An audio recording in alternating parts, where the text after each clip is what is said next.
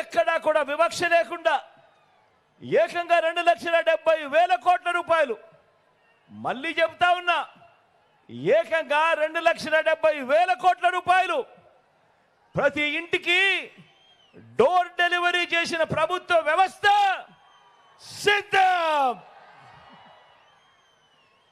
ఈ 58 నెలల కాలంలోనే 1వ తేదీ సూర్యోదయానికి ముందే, అది ఆదివారమైనా సెలవు దినమైనా కూడా ఇంటికే వచ్చి 3,000 పెన్షన్ ఇచ్చే వాలంటీర్ల వ్యవస్థ సిద్ధం. ఇది మీ బిడ్డ ప్రభుత్వం సమాజాన్ని సిద్ధం చేసిన తీరు. మరో 18 రోజుల్లో ఎన్నికలు జరుగుతూ ఉండగా నిర్వహిస్తా ఉన్న సభ పేరు మాత్రమే కాదు సిద్ధం సభ. ఈ 58 నెలలుగా పేదల జీవితాలను ప్రతి రంగంలోనూ కూడా మార్చుకుంటూ వస్తూ మరో 5 ఏళ్లలో ఈ మార్పులన్నీ కూడా కొనసాగాలి అని ఇంటింటికి వెళ్ళి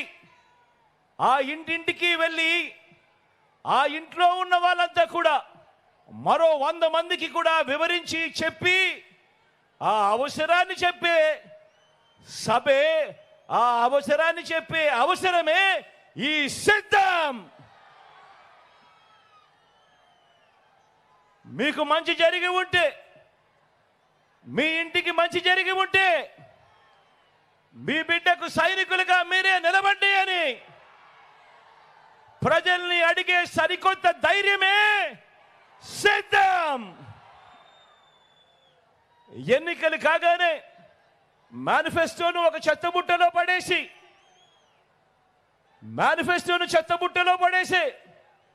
గతంలో చూసిన చంద్రబాబు సంస్కృతిని సమాధి కట్టి మేనిఫెస్టోను ఒక బైబిల్గా, ఒక ఖురాన్గా, ఒక భగవద్గీతగా భావిస్తూ ఏదైతే మేనిఫెస్టోలో చెప్పామో అందులో 99% వాగ్దానాల్ని నెరవేర్చి ఇంటింటికి మళ్ళీ ఆ మేనిఫెస్టోను పంపి ఎన్నికల వాగ్దానాల అమలు మీద సమాజం మొత్తానికి అందించిన చైతన్యం పేరే సిద్ధం.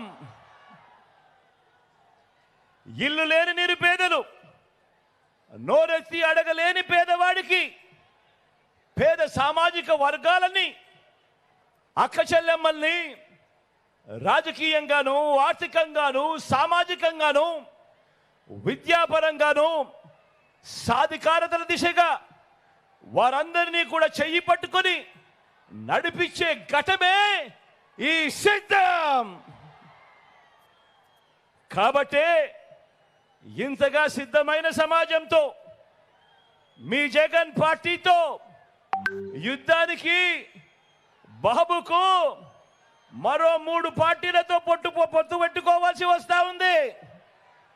అనేక పార్టీలతో పరోక్షంగా కూడా పొత్తులు ఎత్తుక్కోవాల్సి వస్తా ఉంది.